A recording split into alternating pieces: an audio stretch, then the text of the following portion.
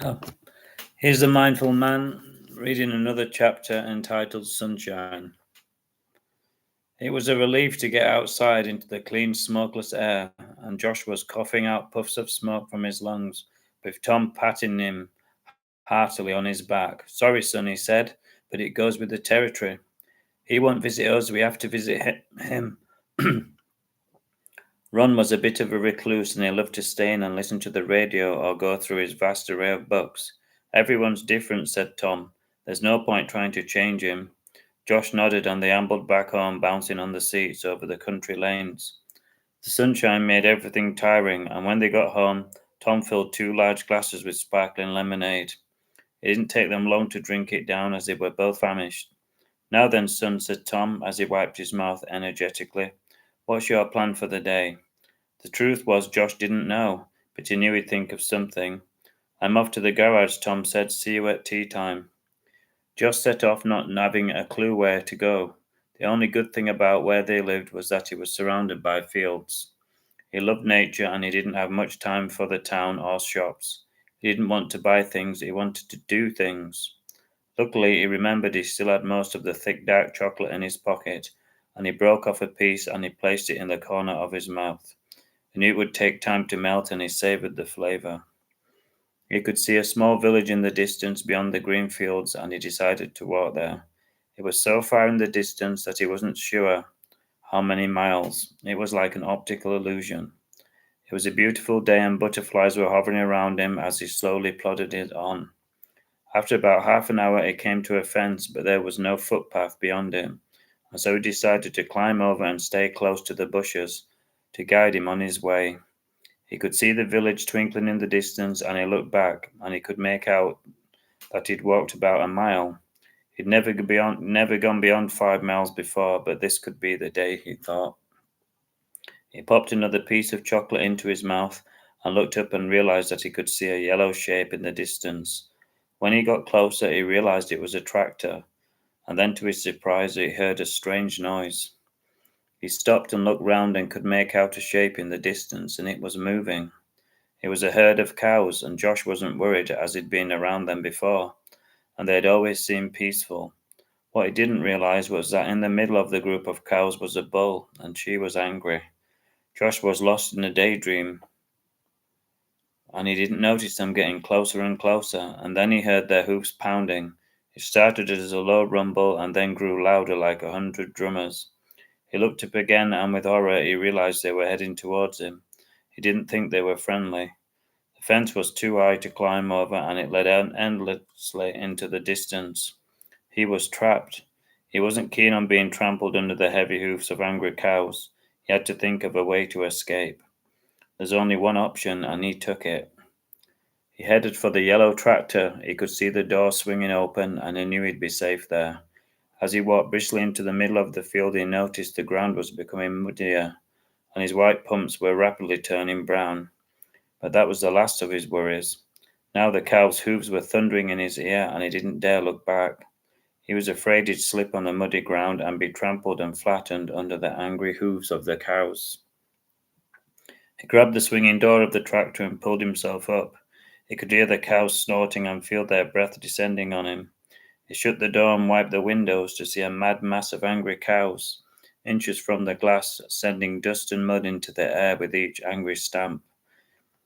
He was relieved to be inside the tractor, and he felt lucky to be alive. One slip and he'd have been trampled into the soil and never seen again. He decided to eat the whole bar of chocolate, as he didn't know how long he was going to be stuck there, and he was starving. Maybe the smell of the chocolate attracted the cows, he thought, as he chomped his way through the bar. "If I was a cow, I'd be jealous not to be eating this," he thought, smiling to himself. "They must get bored with all that grass." The cows were pushing up their noses to the glass door and sniffing, but there was no way he was going to give them a piece. He was so exhausted he fell asleep, and without him knowing it, the cows grew bored and wandered away. Josh was woken by a heavy tap on the window, but it wasn't cows, it was the farmer. He was a chubby man in a checked shirt and green trousers and wellies. Luckily, he was smiling. Josh told him what had happened, and he listened concerned. "It was a bull that did it," he said. "They can be jealous creatures," he added, Hop in, son, I'll take you to the end of the field. Now Josh knew not to talk to strangers, but he also knew he was in no position to argue. He could tell the farmer was kind, and he climbed into the tractor seat and bounced along the muddy field. It was great fun. He gave the cows a friendly wave, and they both laughed. This is a great adventure, he thought. He could see the village getting closer, and he couldn't wait to explore. He had £1 in his pocket, and he couldn't wait to buy a bag of chips and eat them on a bench. But first he had to find a chip shop. Josh found a post office here. He found a bike shop, but he couldn't find a chip shop. After half an hour looking round, he knew he'd have to ask someone. He preferred to find things out for himself, but he was so hungry he could have keeled over. He got his directions from an old lady, and he headed down the nearest alleyway, where he startled a cat as he kicked a can out of the way. He could smell vinegar in the air and knew he was in the right direction. Finally he found it. His stomach was rumbling so loudly that he thought everyone would hear. The chips were delicious, and he sucked the saltiness from his fingers as he sat on a bench and watched the days go by. Daffodils were blowing in the breeze, and all was right with his world. Where is my thingy? Paragraph. Not paragraph. After half an hour, he decided to wander around some more. He loved looking at the cottages. They were so beautiful that he often imagined living there. Even though he was only 12, he was mature for his age, and he often thought of the future, although he had no plans to grow up yet.